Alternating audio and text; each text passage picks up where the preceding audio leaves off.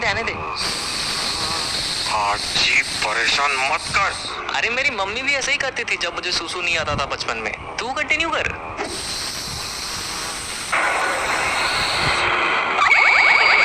आने दे। अरे मेरी मम्मी भी ऐसे ही करती थी जब मुझे सूसू नहीं आता था बचपन में। हाजी परेशान मत कर बोला। अबे पागल है क्या? I was annoying. School days में ऑब्वियसली अभी नहीं करता मैं किसी को परेशान। साइकिल का पंचर कौन निकला है?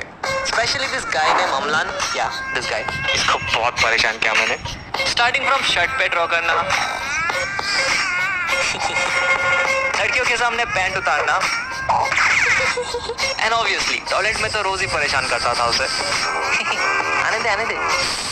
और उस हिसाब से मार भी खाई है तगड़ी वाली।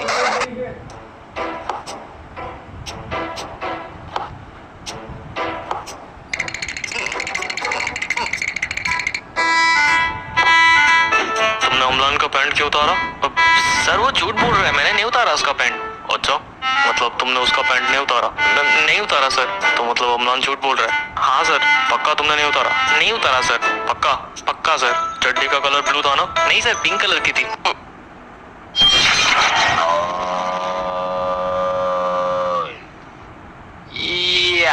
I definitely deserve that. लड़की के सामने बेइज्जती कर दी थी यार मैंने उसकी। I mean, उसकी फूल वाली चड्डी मुझे आज तक याद है।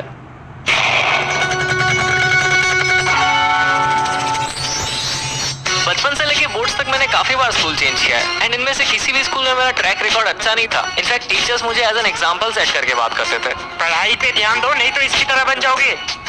चल झूठी। बट मुझे कुछ फर्क नहीं पड़ता क्योंकि मैं अपनी दुनिया में बिजी रहता हूँ ना। ओए बच्चे, तू ये कर सकता है?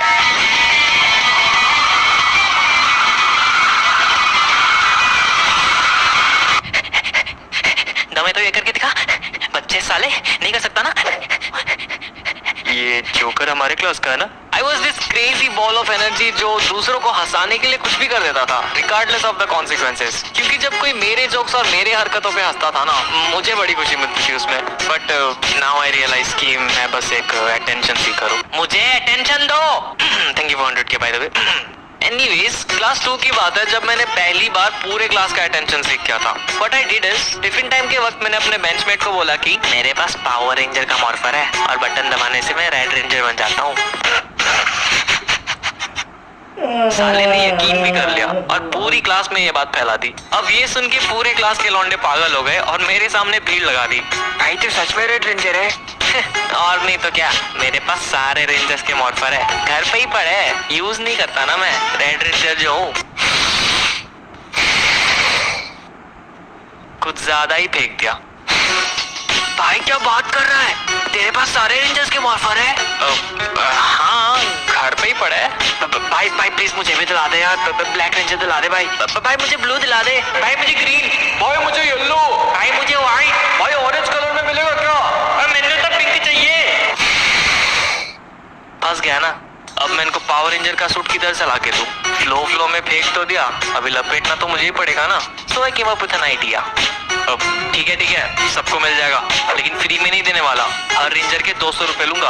अब ये सुन के सबकी एक्साइटमेंट खत्म हो गई क्योंकि मुझे पता था कि 200 रुपए कोई भी नहीं ला सकता क्योंकि क्लास 2 में थे हम यार, और उन दिनों 200 रुपए तो 1000 के बराबर था। सो उस दिन के बाद किसी ने भी मेरे से पावर रेंजर्स नहीं मांगी। Smart move, I know.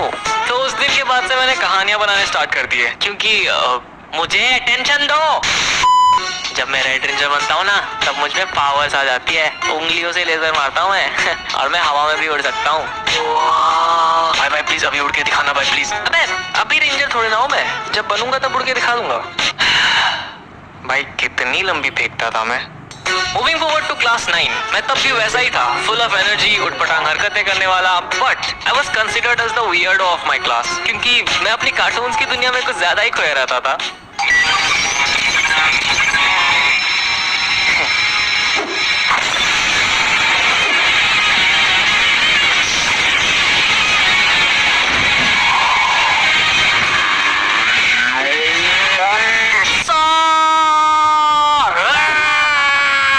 ये जोकर अभी भी कार्टून दिखता है क्या?